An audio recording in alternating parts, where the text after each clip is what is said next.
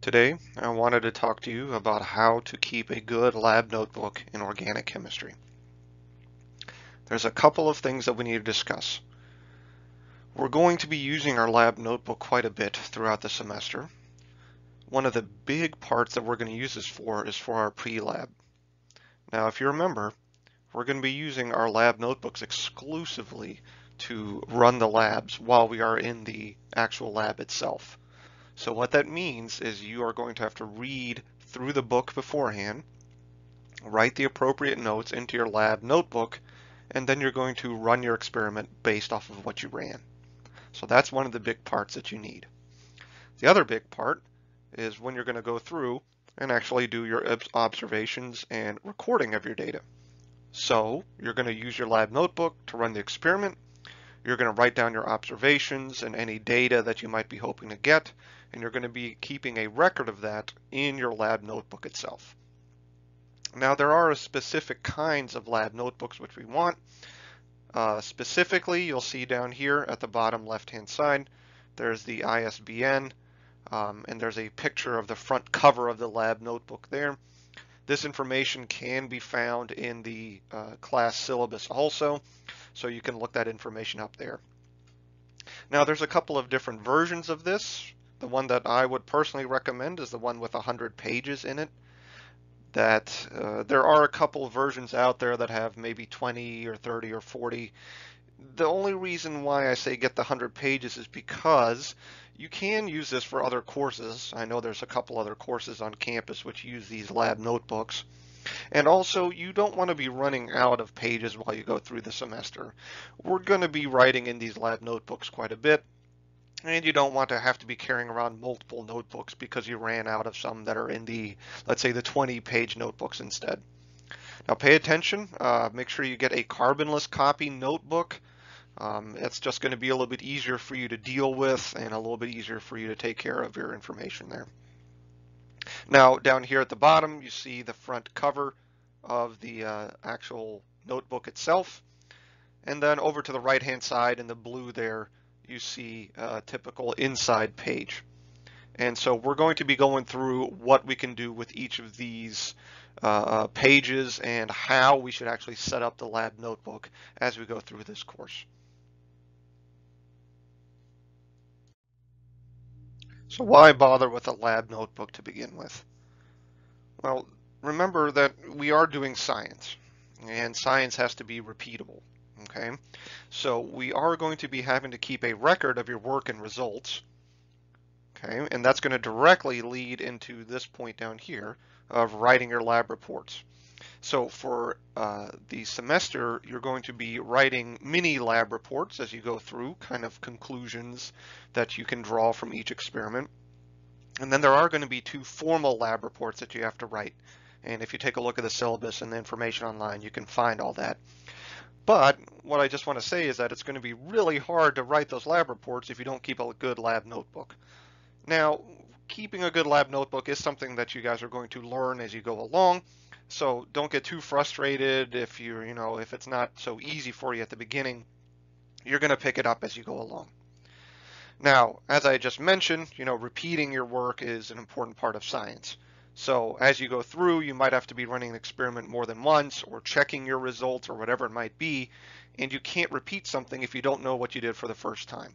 So keep a good record, keep good notes about what you're doing, and then if you have to go back through it again, you can go through and repeat your work. And probably the most important part for your TAs and for myself is if you are in the lab and something doesn't go as expected, and you raise your hand and you flag down your TA or myself and you say, hey, Dr. H, does this look right? And you're looking, and I look at your, your flask where you have your reaction going, and it's this big black mass of stuff.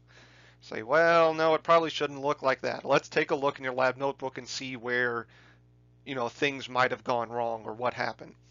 So keep a good log of what you're doing in the lab, and then we can help you when we're going through and saying, well, it shouldn't have turned black. I think maybe you added too much sulfuric acid here on the first step. And we can go back and adjust and fix things as we need to. But it's really hard for us to go help you with what you're doing in the lab if you don't have a good record of what you've been doing.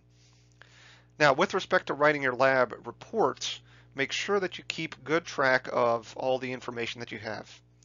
How many reagents you used. Did you use 2.0 grams? Did you use 2.00 grams? Did you do 2.01? Make sure you keep the exact record of what you used while you're in the lab. Observations. Now, observations are something that sounds really easy. I observe what's going on this PowerPoint presentation. But what is it really that you are observing? Are you observing the different colors that are happening in your reaction? Are you observing how the color changes? Are you observing the appearance of whatever you make? And this is going to be something that you develop as you go through in the lab also. Yields, very important. One of the key core pieces of information that you can ever record while in the lab is how much of your product did you make. Your theoretical yield and your actual yield, very important things. Spectra. As you're going through the lab, we're going to be learning a couple of different methods to analyze our results, and mostly we're going to be recording what's known as NMR spectra, and we'll talk about that in a different presentation. And we're also going to be looking at IR spectra. Now, NMR and IR are some key important methods that we use to actually identify what we make in the lab. Most of the materials that we make in the lab appear as white powders if we're doing it right. So how can you tell one white powder from another? And that's where NMR and IR come in. There's also a couple other things such as TLC. TLC is a technique that we use to see how pure, right, or if there's any mixture of compounds that we have. And so we can transcribe what a TLC looks like into our lab notebook. And we could continue on with this here. There's many different methods. There's melting point, there's boiling point, there's a bunch of different techniques that we use. And we want to make sure that we keep a good record of all that information in our lab notebook. Let's talk about some of the basics of using your lab notebook. First, make sure that you're going to be using a pen as you go through and write in your lab notebook. Don't use a pencil. You don't want to have any of your data or any of your recordings erased, and so you always want to make sure that you write everything in pen. Now, obviously, if we're writing things in pen, we will be making a mistake as we go through the semester. We don't want to use any whiteout while we are trying to fix our mistakes. If you do make a mistake, just simply cross through it. You don't want to sit and scribble all over your mistake. Remember, we said that our notebook is a record of what we did while we were in the lab. A mistake, whether on purpose or not, is something that we did in the lab, and we want to keep a record of it. So if you do make a mistake, simply put a slash through it so that you can read what happened, and so that one, you don't make the mistake again, and two, you have that record on file there of what did happen. Never skip any pages. Always make sure you use your notebook sequentially. At the end, when you're ready to either turn in your lab notebook to your TA, or when you're finished writing whatever you need to, mark any unused spaces with a slash. We just don't want to have big blank open spaces in our lab notebook. Sign and date the pages before turning them into the TA. When you're finished with everything, put your signature on it, your TA will sign it too, and then you will turn that in. Now, this should go without saying, but don't make any changes to your lab notebook or don't enter any observations after you're done with the experiment. The other important part is, remember, you are going to be turning this into your TA, and so the pages that are copied need to be legible. If we can't read your lab notebook, we can't assign a grade to it. Now, you got to just make sure that you write hard enough to make the copies, and don't forget to put your divider. Don't forget to put the divider under your pages, or the copies will kind of bleed through your entire notebook. I've done it. I'm sure your TAs have done it. Just try not to make that mistake as you're going through. Okay, so your lab manual has a little cardboard divider thing that's on the back cover of the lab notebook. Just simply slide that in between your pages that so that you don't bleed through and make copies through your entire lab notebook there. So let's get into writing the pre-lab part of your lab notebook. If you want to take a quick pause, take a look at the right-hand side of the slide where I scanned in the first page of what a pre-lab should look like. Okay, so if you'll notice, I did write the pre-lab for one of the experiments which we will be doing this semester. It's the synthesis of the acetyl salicylic acid. So always make sure you put a nice title at the top of your lab notebook there. Put the date of when you were doing this work, the date that you actually were writing in your lab notebook there, your name and your lab partner's name, your locker and desk and section number, all that important information that goes into the top. All right, let's start working through the rest of this lab manual here. The next thing you'll run into is what you're actually doing with your reaction. So you want to draw what your reaction is. We're taking salicylic acid, we're reacting it with acetic anhydride with some sulfuric acid, and we're going to make acetyl salicylic acid and acetic acid as our product. So go ahead, draw your structures, your Lewis structures, and put your names for the compounds and for the reaction that you're accomplishing for that experiment. The next part of what I do, if you look closely, you'll see that I assign a number for the compounds that are in there. Now, as we go through and as some of our compounds get extremely complex, it's hard to kind of keep writing the name for everything in there. So what I like to do is assign a unique number for each compound that we use, and then you can see that we use these numbers as we go through the rest of our lab notebook for that experiment. So make sure you're consistent with this, and then you can do that, but you have to define what this is. All right, let me just clean that up.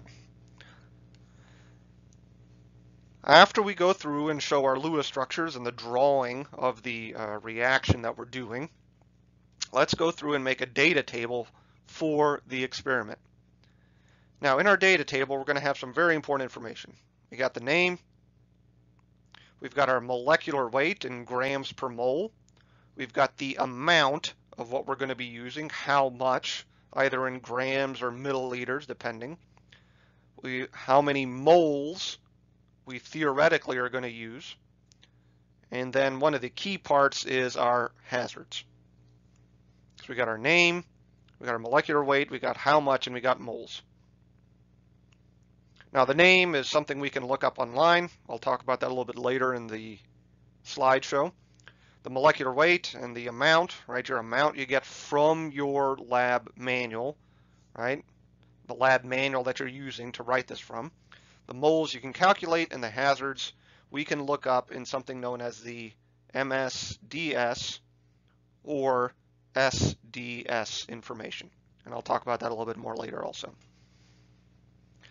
Now the other thing that we want to do in our data table is add any more useful information for us. And that's what kind of this area is here. Potentially useful information. We have things like melting point, MP. We have density for liquids. We have boiling point. Let me make a little bit better arrow there. We have boiling point.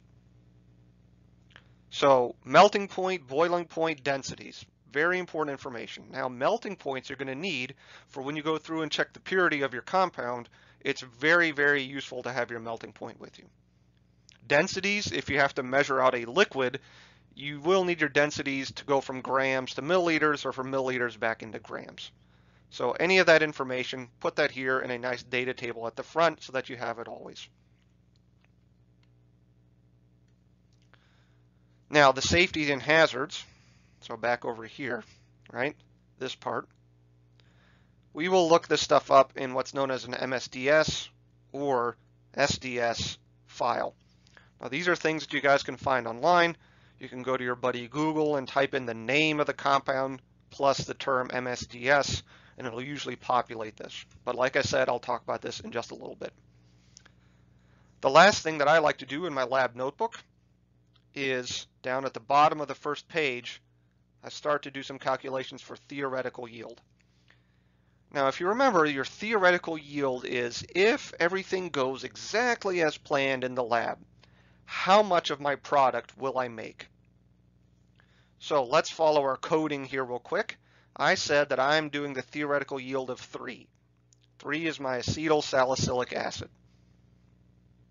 I have all the information that I need. I figured out my limiting reagent. Right, my limiting reagent right there. I convert it. I converted using my stoichiometry. And then I use my final information of my molecular weight to figure out what my theoretical yield is. So to do theoretical yield, I need to know my limiting reagent, I need to know my stoichiometry, and I need to know my molecular weight. And then I can calculate my theoretical yield from that. Now, if you just listen to this last 30 seconds here and said, what in the world is a limiting reagent, or what in the world is stoichiometry, or what in the world is molecular weight, if that was all just word salad for you, then you need to go back and check those terms, okay? So do a little bit of work, go back, check your general chemistry so that you can calculate theoretical yield. You will have to know how to do it, okay? One last thing, let me just clean up here a little bit. One last thing that you'll see down here is this idea of an actual yield. Now you will fill that back in after you're done with the experiment, but you need to know your theoretical yield. You will do your actual yield after you're done with the experiment based off of what you got while you were in the lab. From the data table, which we talked about on the previous slide, let's move into discussing how we can write our procedures and our notes and observations that we do while we are actually completing our experiment. So again, if you want to take a quick pause and look at the lab notebook page, which I scanned in, you can read through it real quick and check that versus what is the procedure written in the actual lab manual itself. Okay, so a couple of notes. First, what I use is what's called a 2-column format. I write my procedure from the pre-lab on the left-hand side of my lab notebook here. So everything that's kind of within that blue box there. That is all my procedural notes that I wrote as part of the pre-lab. Let's take a quick peek through what's going on here. Now again, if you did what I asked you to, which was to pause and compare what I wrote versus what's in the actual manual itself, you'll see that the book itself is fairly verbose about what we're supposed to be doing. As we look at the procedure that I wrote here, you'll see I left out some details. Now that's where the tricky part comes in, right? What details do we need to add and what details do we not need to add into our lab manual? Now I don't have a great answer for this for you.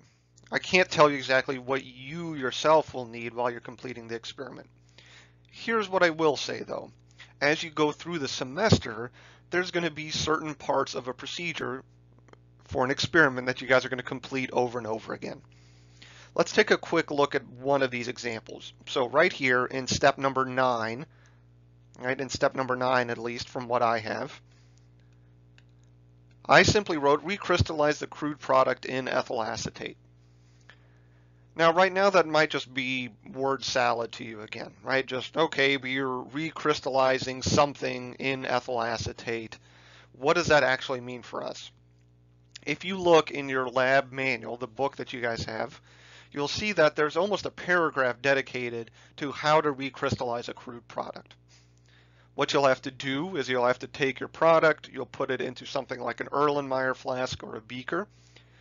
You're going to add some hot solvent to it. The solvent in this case is ethyl acetate, right? And then we might need to filter it. We might need to add a little bit more of the solvent. We might need to boil a little bit more of it off. We need to add the right amount of solvent to something so that when we remove our mixture from the heat, it'll start to crystallize out and purify our product. And there's a lot of detail that's actually in the book itself that goes into this recrystallization technique. That being said, I don't need you guys to copy everything from the book itself to describe what a recrystallization is. I need you guys to go through and write what you need to know to do a recrystallization. If this is the first time you guys are doing a recrystallization, you'll probably have to write more about what's going on in these steps to do a recrystallization. It might take you a half of a page here or half of the 2-column to kind of write out all the details that you need, and that's fine. For me, I've been doing this for a while. You can take my word for it. When I tell myself to recrystallize something, all I need to know is the solvent, and that's it. Okay, so I just tell myself to recrystallize something with the crude product. I don't need to tell myself the size of the container that I'm doing it in or how much, excuse me, of my solvent that I'm using. I just need to say recrystallize it. So step number 9 here is a good example of where you will be learning through the semester what you need to do. At the bottom here, step number 10, right? Here's another example of, kind of simply stating what we need to do in the lab. It tells me to dry my product and check the melting point IR and the NMR. So the last step for your procedure is pretty much always going to be prove that you made what you made, right? Or that you think you made what you made. And to do that, we're going to usually check melting point. We're going to get IR and NMR. Again, using the IR instrument we'll have steps for that in the lab itself. Your TA will walk you through it.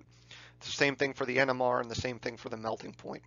So we don't need exhaustively rewritten details about how to do everything like that with using the instruments in the lab. Your TAs will kind of walk you guys through that stuff.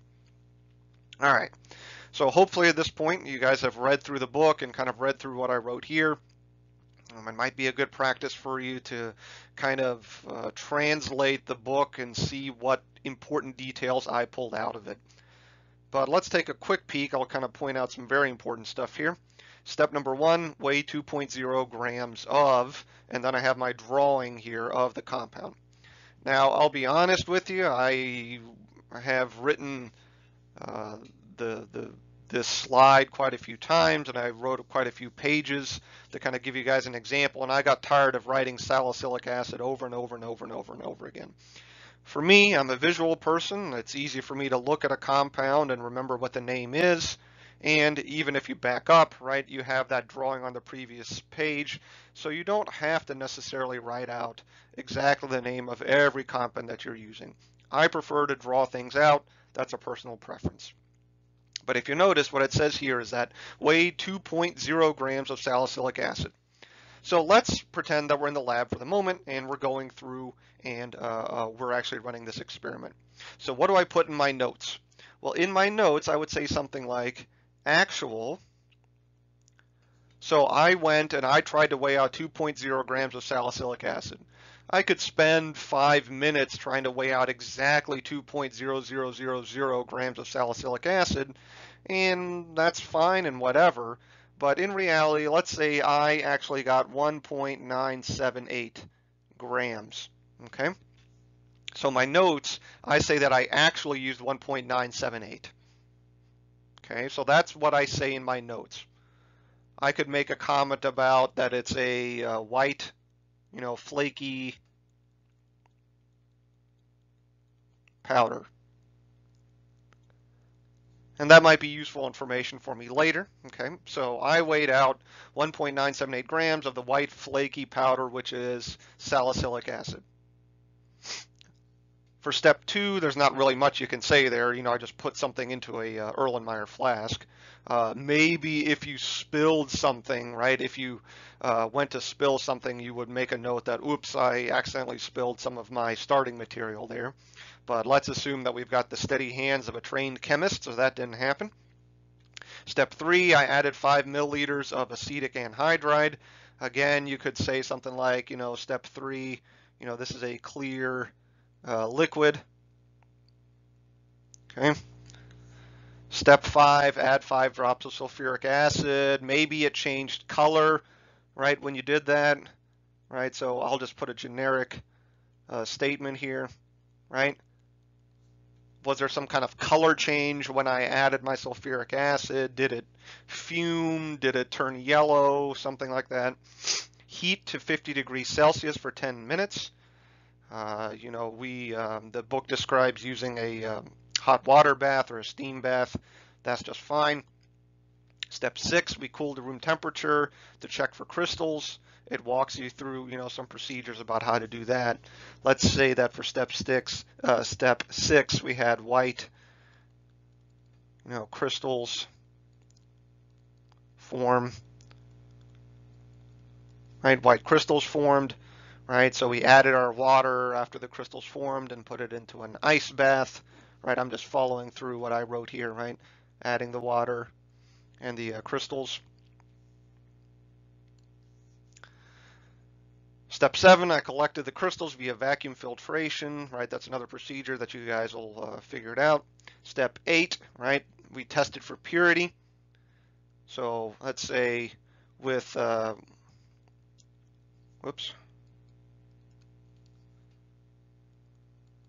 test tube with crude product.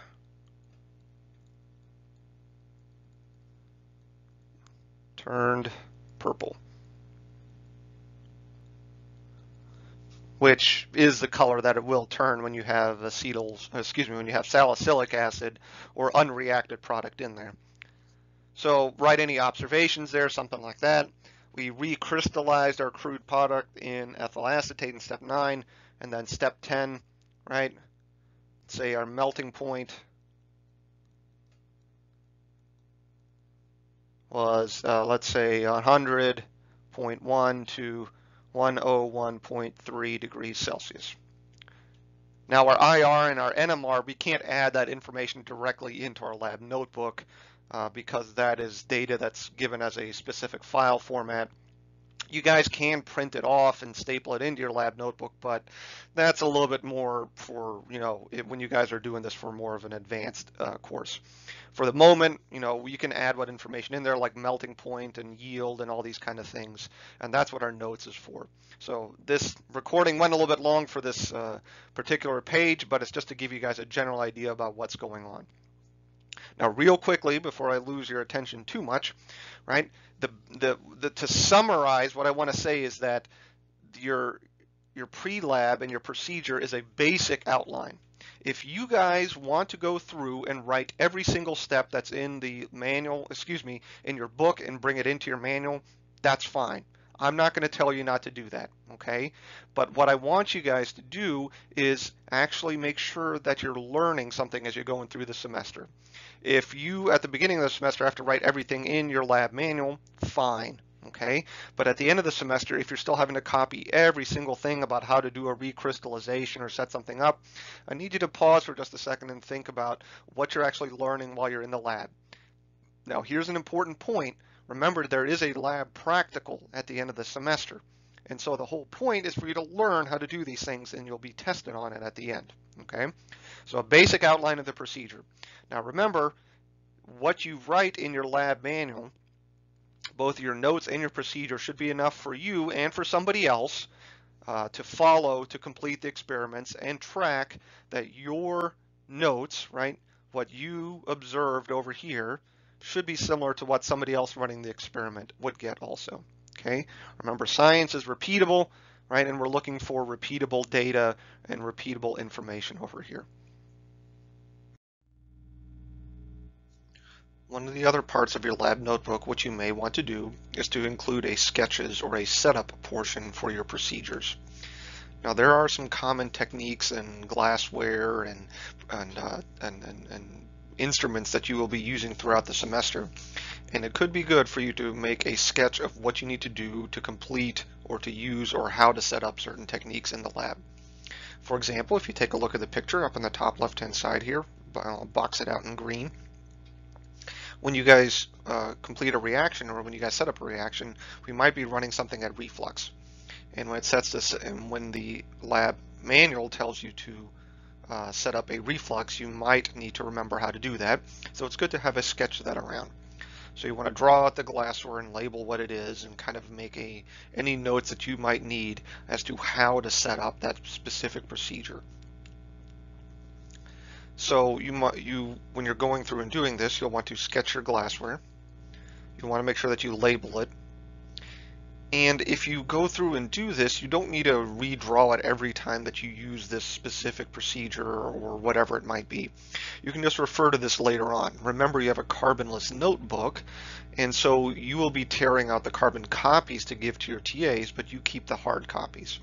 Now, this is going to be extremely useful when you guys are at the end of the semester and have to do the lab practical if you are in Chem 369.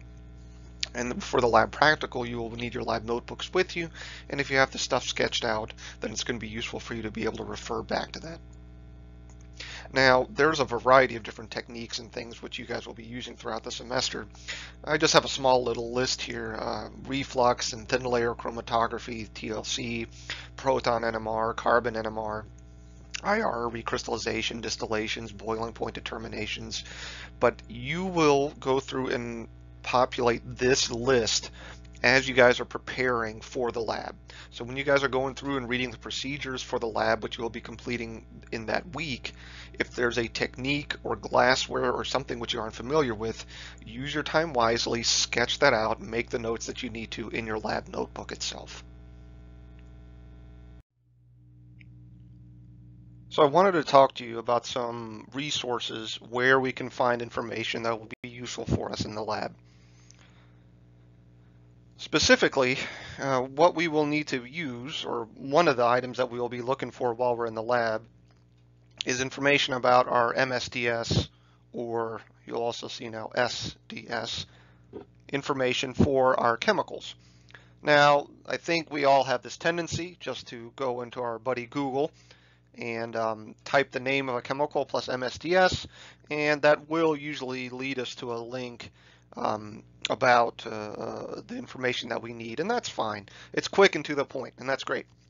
So if you're running short on time, you need to look up some MSDS information.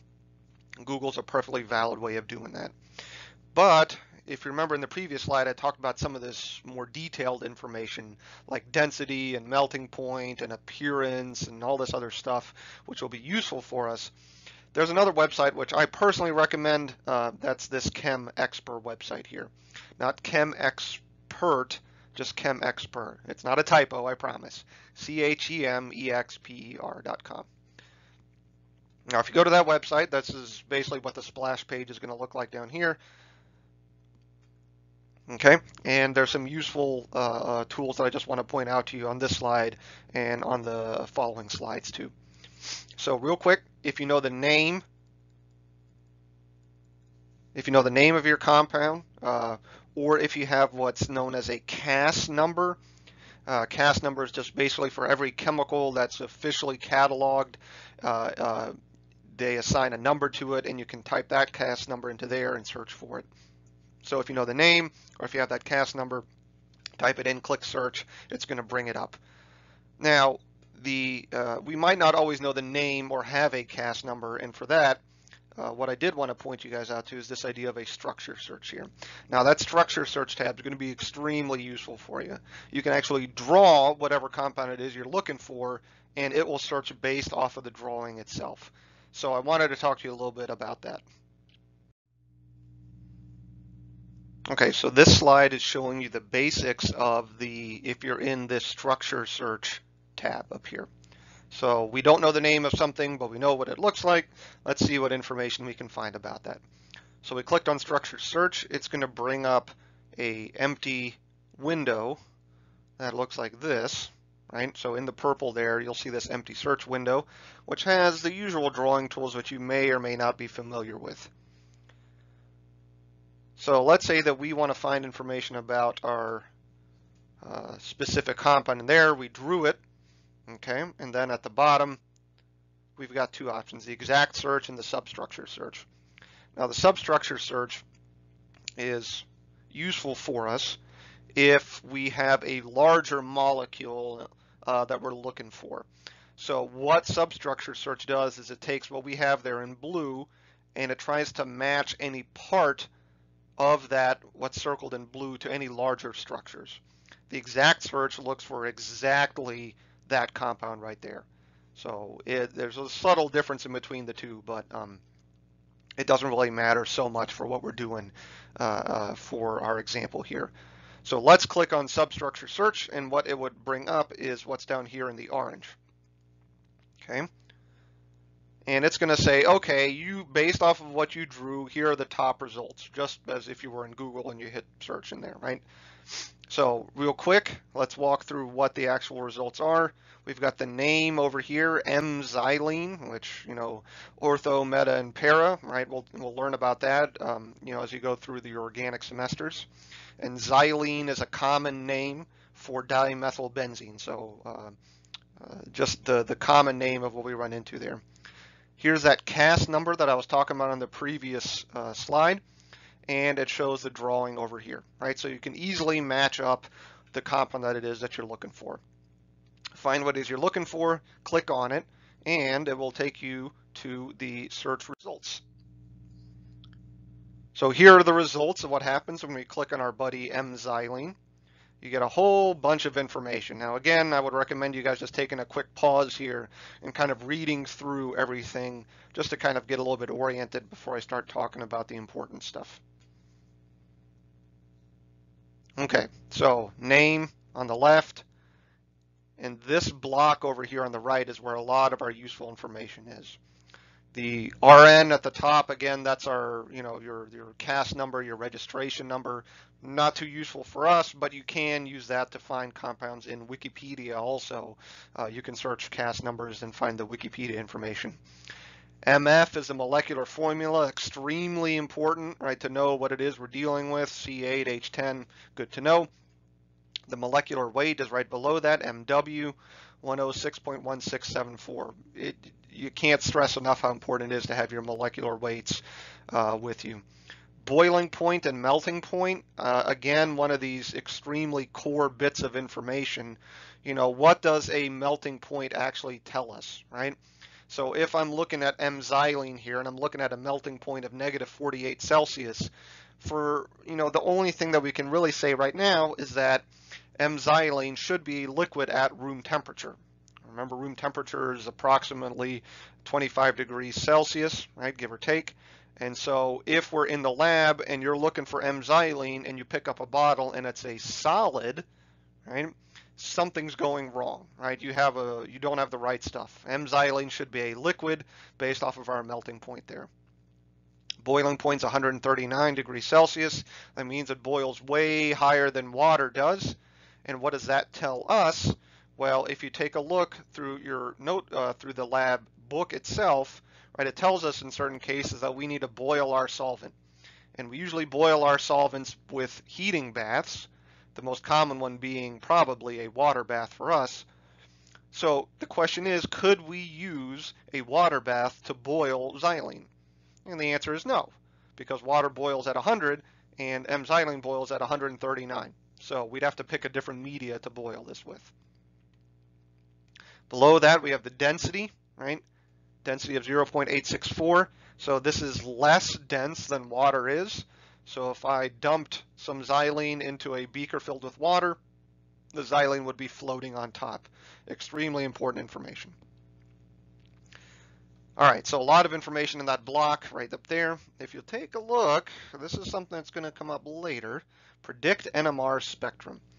You guys will be taking NMR of a lot of your samples as you go through.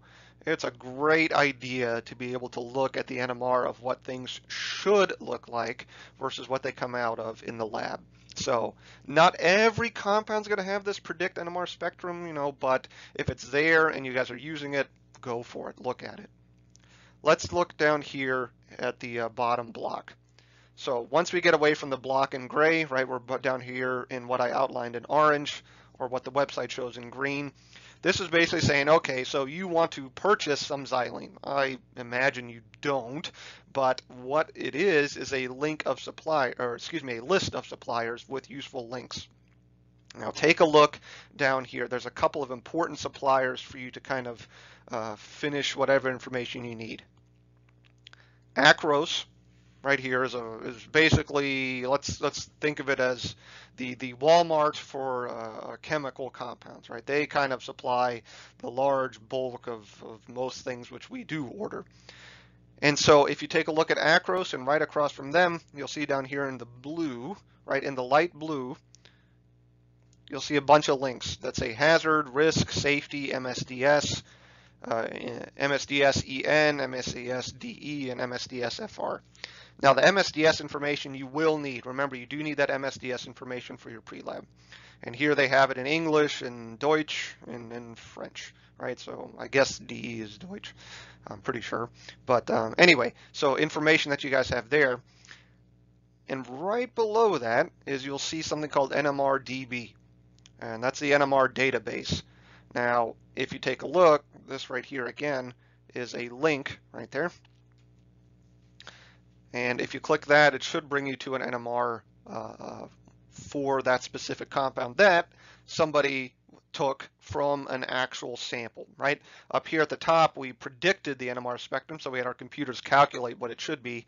And down here, right, we had somebody actually go through and do it. So a lot of information is tied up on this website. It'd be really useful for you to spend a little bit of time getting used to navigating on everything on this page, just so that you guys get comfortable with finding the information that you guys need as you're going through and getting your lab manual set up.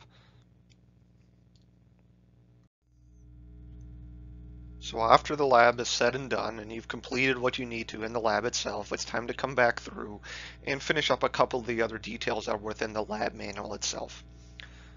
So first off, remember we are going to be doing some science, so we are going to need a nice data table. If you look on the on the right hand side of this, in the blue boxes there, we'll see that we made a data page.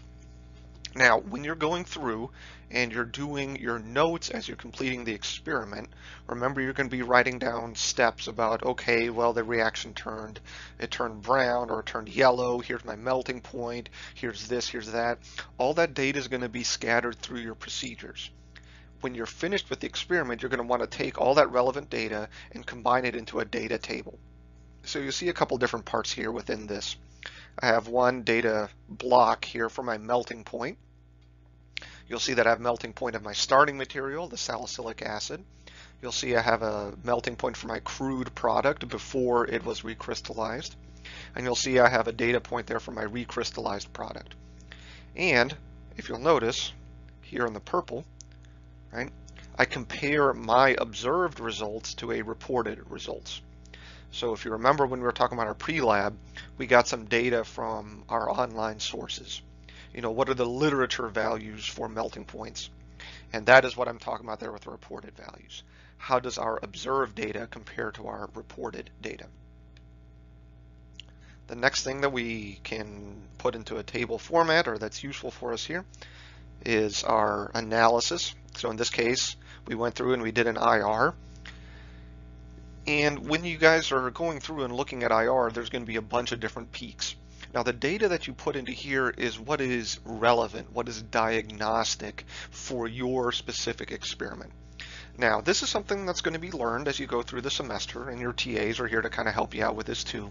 But in brief, your IR is going to tell you functional groups which are present within your specific compound. Now, we know what functional groups are going to change as we go through and do, in this case, the reaction of acetyl salicylic acid. So when we are going through and kind of tabulating our data for the IR spectra of acetyl salicylic acid in the synthesis, you guys will have to pay attention to what functional groups change. And so that's what's in the list here. So if you're not quite sure about exactly what should be tabulated into your IR data, that's okay. What you need to do is think about your reaction, look at the sketch that you have for your reaction, and pay attention to how functional groups change. Just real briefly here, in your starting material, salicylic acid, there's a broad hydroxyl peak, and that will change as you go through the experiment. That's going to get turned into a ketone, which is where we kind of have this block right here for our data. So what you're going to need to pay attention to is the functional groups that are present and what they change to. And that's just how I picked these specific groups here. Now, the last thing you want to do, if we do an NMR or a carbon NMR or something like that, you want to do the same analysis from that data also. And again, you're looking for specific functional groups, specific hydrogens that are present that are different in your product from your starting material. So down here in the green, I just made a quick tabulation for my proton NMR data, and I was just listing out the relevant peaks that we see from that. Now, your data table is going to change for every different experiment which you guys do. So it's not always going to look the same. But remember, where the question should be, why do we need to do this data table to begin with? Well, you're always going to be writing a conclusion, right? You're always going to be writing a conclusion for the experiment that you did. And your data is going to help you write that conclusion, right? Otherwise, what can you conclude? You need some data to look through first before you can draw any conclusions from it. So do yourself a favor at the end and make a nice data table, and that's going to help you kind of draw some conclusions and ideas that you can write down and put onto paper. So while we're discussing that, if you want to pause here real quick and take a look at what I wrote down for the conclusion of acetyl salicylic acid, that would be just fine. Remember, this is just an example. Your conclusions should talk about what you did in the lab, what your results were, and if there are any improvements and things like that that you can do along the way. Now, go take a look online. There's also a file for you guys that kind of lists some bullet points about what should go into a conclusion. And remember, a conclusion is you're drawing a conclusion based off of your data and based off of what you observed in the experiment. So it's going to be a little bit different for every different lab which you guys do. Now take a note that in your lab book itself, so in your lab book, your digital book where you're writing your experiments from, there are some post-lab questions. And you want to take a look at those post-lab questions, and you should be answering those in your conclusions and those are kind of a guide for what you need to be writing into your conclusions there. So take a look at your post-lab questions and ask your TA some questions about that too if you have any concerns about what should go into your conclusions tab. So just to quickly summarize what we went through on these last couple of slides, when you're finished with everything, make sure you go through and complete your data table and you fill in any missing blanks that you might have left as you were going through and completing your pre-lab. So go back, read through your pre-labs, and make sure that you don't have any missing entries or anything there. Finish any calculations.